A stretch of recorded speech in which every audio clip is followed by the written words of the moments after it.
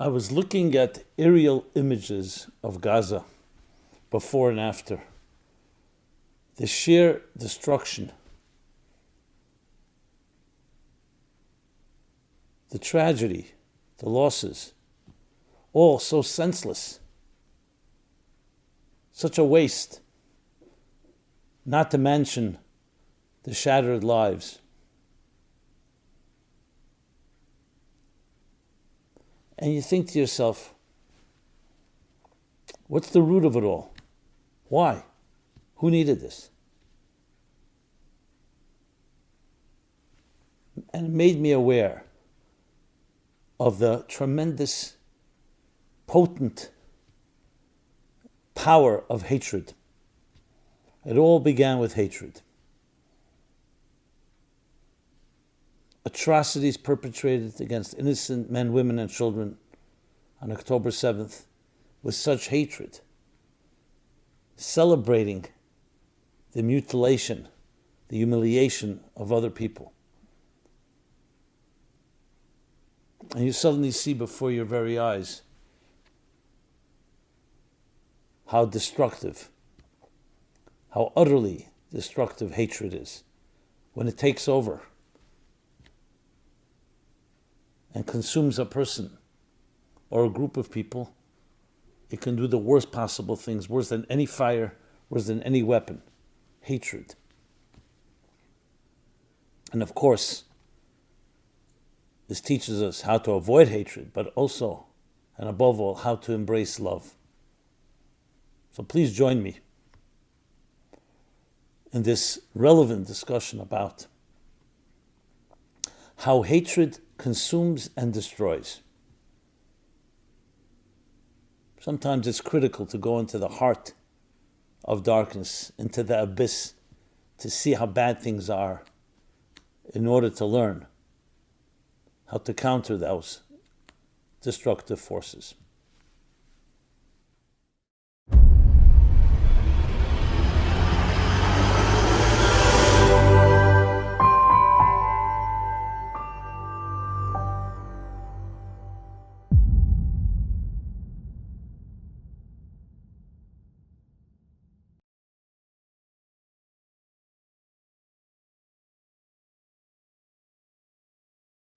Hi, this is Simon Jacobson, and we'll be speaking about how hatred consumes and destroys.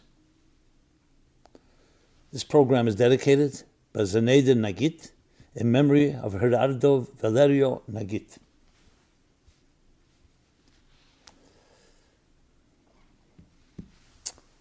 The war in Gaza has so many subplots and so many angles.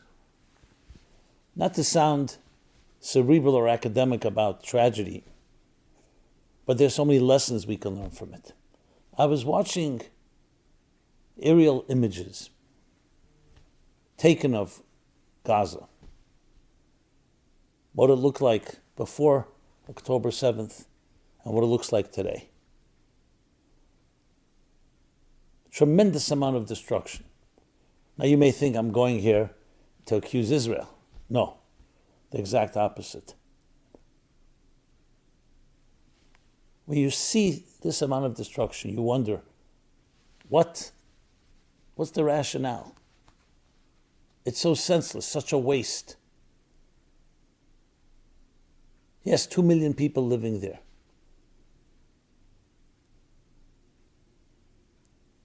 And then it comes to you. This is the consequence of unadulterated, pure hatred. When hatred takes over and consumes a person, an individual, or a group, it can do worse than any cancer, any disease, wreaking terrible devastation. To say it's not rational is an understatement. It creates complete insanity. And that's what happened. When you look at this, when you look at the images and the story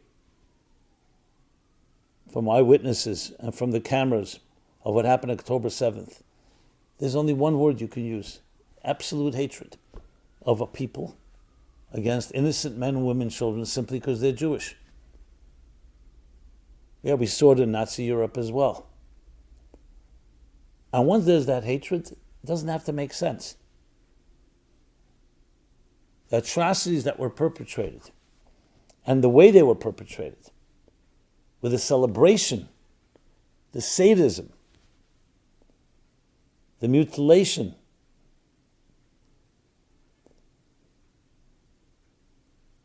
all points to a tremendous hatred in someone's soul against human beings, innocent human beings.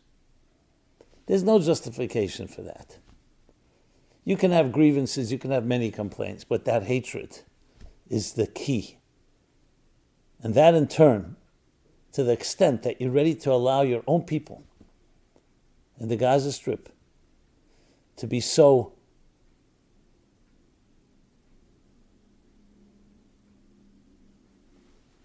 devastated simply because you needed to express that hatred without thinking of consequences, without thinking about your own men, women, and children. So when I look at the devastation, I see the product of hatred. And it teaches us what hatred can do to the human being, to the human soul, both individually and collectively. What it does is, literally, like a demonic force that possesses you. Hatred is compared to fire. When a fiery passion consumes you, there's nothing that can stop it. You'll do all kinds of things, even to hurt yourself and your own family. I mean, a far more subtle level. It always, I don't know the word intrigue is the right word, but it always bewildered me, I would say. And you see people in litigation spending enormous amounts of money on attorneys simply to get even with someone else, to win. It's not about justice, about right and wrong. It's about vengeance, about hatred. And then some attorneys get very wealthy from those type of emotions. Same idea. It can go for months. It can go for years. The senselessness of it.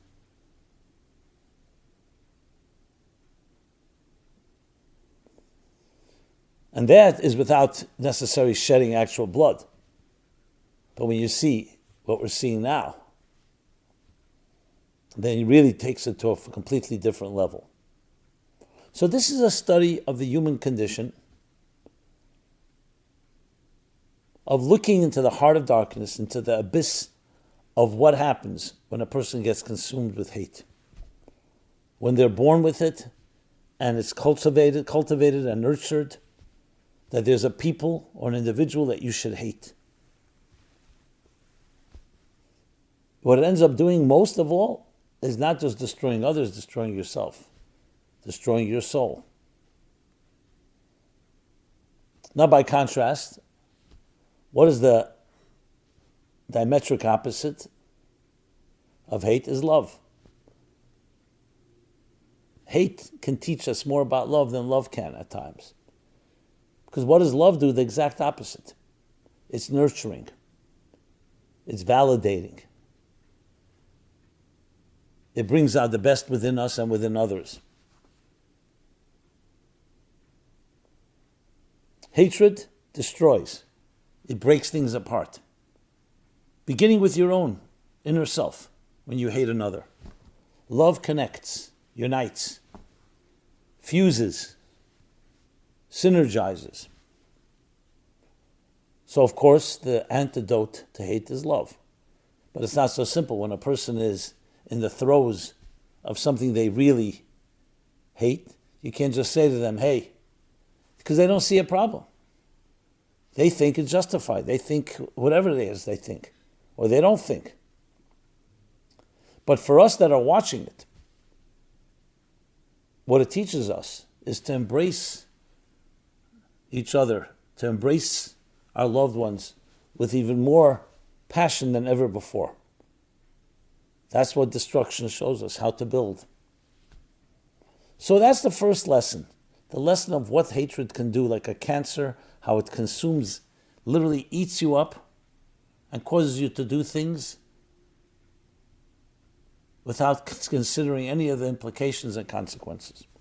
Lesson number 2 is those of us that witness it need to counter it with even more powerful love. And it's not always that simple. Because when you've been a victim, when you've been subject to hatred, and you've been hurt by people who've hated you, the temptation is to fight fire with fire, tit for tat. So it requires actually digging deeper into our spirits to realize that we do not want to be defined by other people's hatred. I am not going to become defined by someone who hates me. I will be defined by those that love me. I will be defined by my higher purpose, my divine being, my divine self. But that takes work. That takes effort. That takes a certain composure. And it's actually what made the Jewish people such a great people, because that's what happened.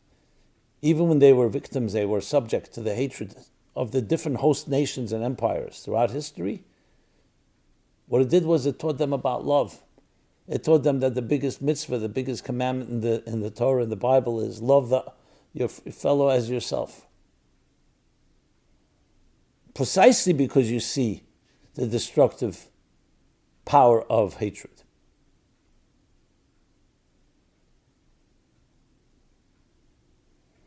Now, for those of us that have never experienced such type of demonic hate, it's very hard for us to imagine. It's almost unbelievable, actually, which is only a testimony to the goodness in someone's heart. It's hard for you to imagine someone else doing something that you yourself can never bring yourself to do. You know, we all have things that we may be able to imagine that we can transgress.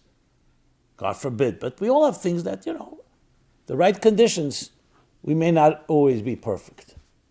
But there are things that are completely off the reservation. You can't even imagine it. Certain forms of abuse. I don't want to get graphic here, but certain things that you hear about a parent doing to a child, a loved one to another loved one. And you say, what's the matter with this person? It's not a matter of giving into a temptation. You had a moment of loss of rationale because whatever it is that consumed you. It's things that are completely not in our domain, not in our wheelhouse. But then, at times you're faced with reality, you see, hey, there are such people. I don't even know if you call them people. They come to a point where you can't even call them people. You can't even call animals, because animals have a certain program they follow. But the main point I want to make is not just to tell us how repulsed we are and how despicable this type of behavior is, but it's to really study what can happen to a soul that gets so lost that it's consumed, literally consumed with hatred. So instead of focusing on the people you love, instead of focusing on your family and on your community and building it up, you end up focusing all your energy on that hatred. Your real estate, your mind, your heart. And I don't mean yours, anyone here particularly. I mean I'm speaking in the third person. That person gets completely consumed. So besides the consumption, the destruction that comes from that, you're not putting your energy where it should be. How distorted is that? So you end up hurting the people you love most. Not to mention, obviously, the people that you consider to be your enemy. So this is one of the things that we can learn when we look at the events that are happening. Because at the end of the day, everything that happens, even things we don't want, and even things that are tragic, and even things that we would have preferred never happened, are lessons in life. So sometimes we learn a lesson from a role model, from someone who's an exemplary, shining example of what it means to be a real refined person. But sometimes we can learn things from people who behave in demonic fashion to show us how low a human being can fall and to show us the destructive elements of this cancer called hatred or other such vices. By seeing it, we learned how to look to avoid it. Because we all can be tested. There are all times that you can be provoked. I don't mean to compare it, but just on a very, say almost on an amusing level, you have a thing called road rage. Someone cuts you off, or you found some other injustice done to you on the road, and you just can't get over it. You have to get even. You have to, even though it's not even rational. Like, what are you fighting over? Someone told me once that they cut someone off. That person followed them for 5 miles until they got off an exit, went into an ATM and came over and began hitting them. Person cannot get over it, and they needed to get to even. So you start thinking, what is this? What are you fighting for? But that's what happens. Certain buttons are pressed. Maybe it's bringing out repressed anger. Maybe just our inability to be mature enough to overlook certain things. I mean, there are many ways to look at it. A lot of talk has been talked about the shame of the Muslim world. That shame is the worst possible thing in that part of the world. And the shame that was experienced, the collective shame of the fall of the Ottoman Empire, and the feelings of being treated like a third world country, that has affected both collectively and individually. I haven't done enough research to say that that is the root of much of this behavior. But it's possible that it's part of it. But even that has to be channeled properly.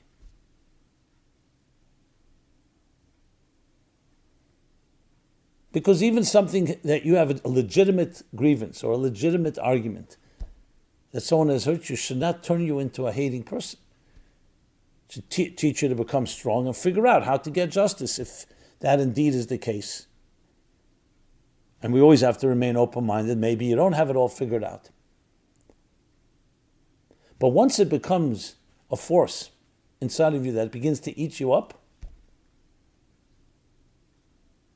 then you lose your own humanity. You lose your own dignity. You lose the divine image in which we were created. And this is true not just about hatred, it's about jealousy, arrogance, different instant gratification desires, anything that takes control of you, like a parasite. Today you see those images videos, certain parasites that enter into the body of a particular insect or animal, and they take over. Literally, they take over the whole nervous system. That's what it's like, a parasite that is eating you up alive. So who's it destroying most? You. In the process, obviously, you can hurt other people as well. So if anyone listening to this is in that type of position where they have that type of hatred inside of them against any individual or against a group, the first thing is look at yourself. Stop pointing fingers, blaming, excuses. Look at yourself. Are you the person you want to be? Do you like what you see?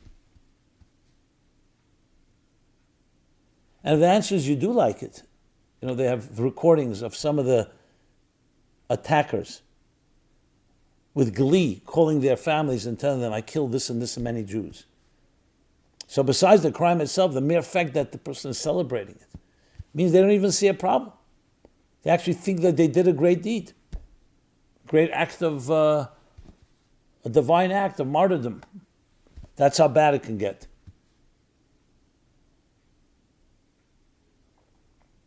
So here again we have a wake-up call, like I've been discussing over the weeks, wake-up call that crystallizes our value system, what we stand for, what is right, what is wrong, what is good, what is evil, what is hatred, and what is this counterforce, love.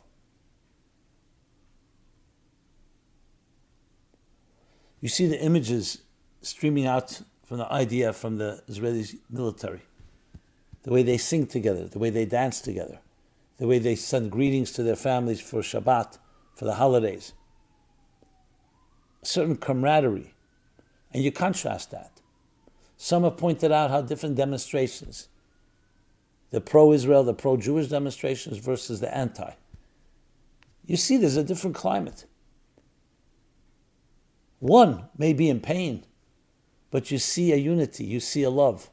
And the other is about hatred. You could see it on the faces. You could see it on the anger.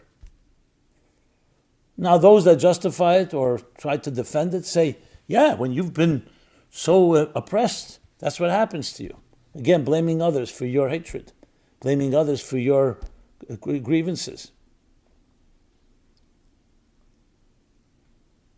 So we have before us a tremendous opportunity, both on a microcosm and macrocosm level, to look at ourselves, to look at the better angels within ourselves, but also the possible demons that sometimes consume us. And when we work on ourselves in our own personal way, it has an effect. Today we know in modern physics, every little thing in one place has an effect at another location. The butterfly effect. So there is something we all can do. When you repair even a subtle form of dislike or hatred to another, you're in some way correcting something that affects the vibes, affects the environment, affects the very energy of this world. Because it ends up coming down to energy. Hateful energy is exactly that. It's destructive. It breaks things apart. And loving energy unites things.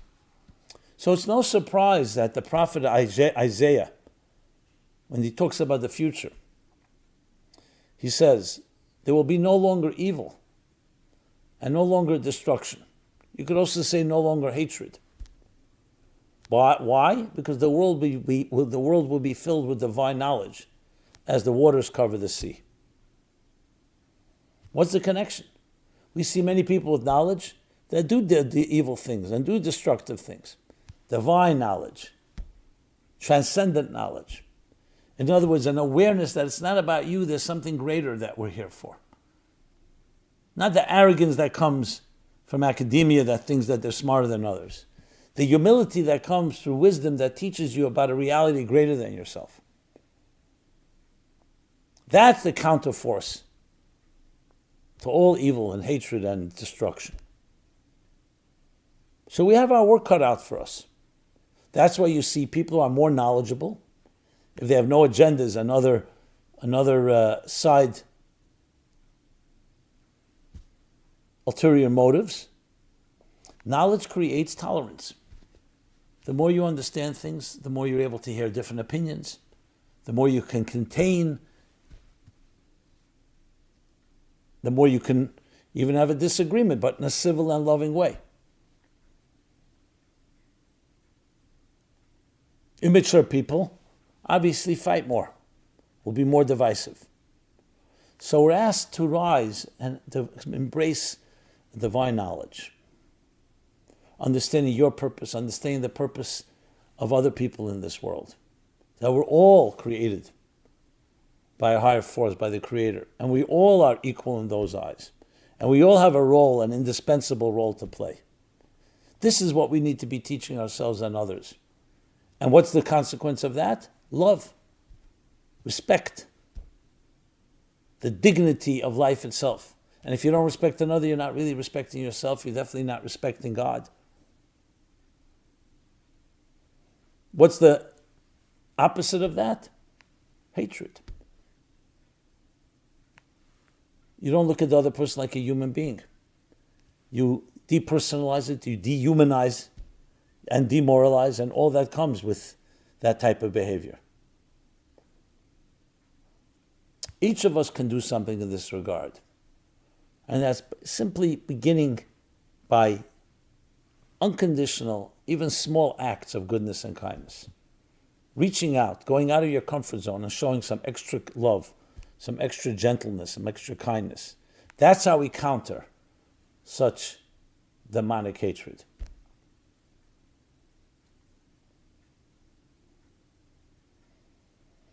So though no one likes devastation or destruction, but when you see it, you realize how powerful hatred is, how much damage it can create.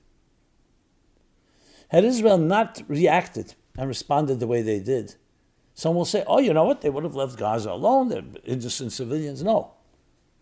They would never have exposed the cancer. There's a cancer here. And now you have to eradicate it. There's an easy solution. If they indeed have regrets or feel that they want to protect their own families, that is Hamas and their supporters, surrender. That's what you do. That's what Germany did at the end of World War II. That's what the Japanese did. You surrender. But that's not happening because the hatred is still there. So the cause is justified in the distorted minds.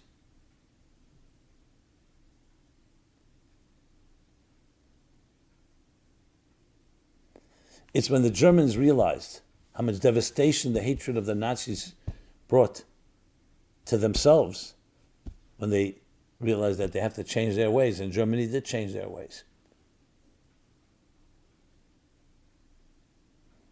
So frankly, I would prefer to talk only about beautiful things, about love and about kindness. We are talking about that as well. But I could not ignore, because I was looking at the images and I saw, wow, this is what happens.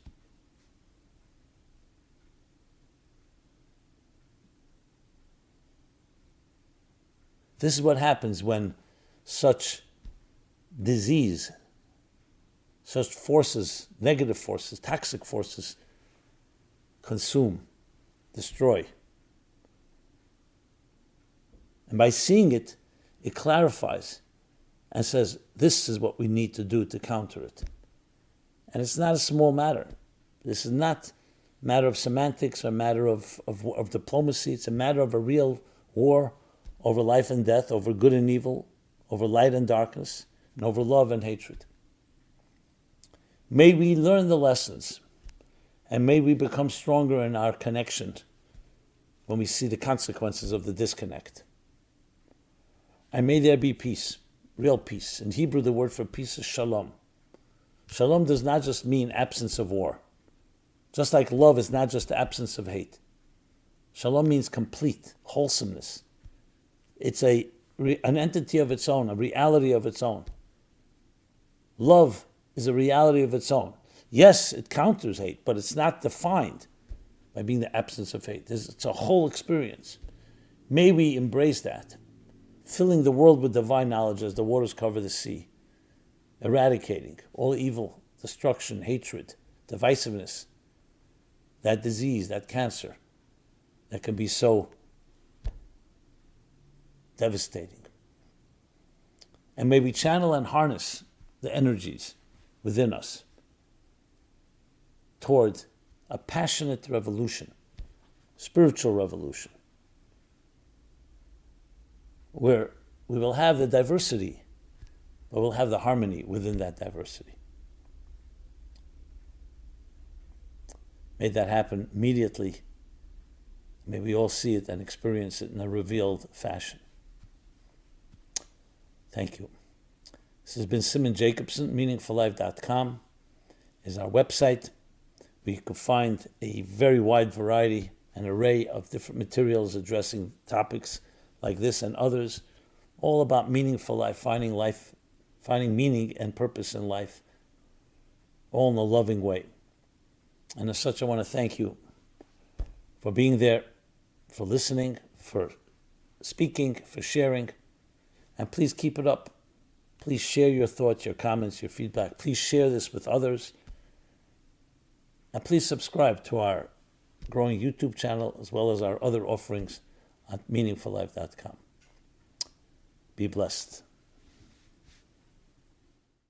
This program is brought to you by the Meaningful Life Center. Please help us continue our programs. Make even a small contribution at meaningfullife.com/donate.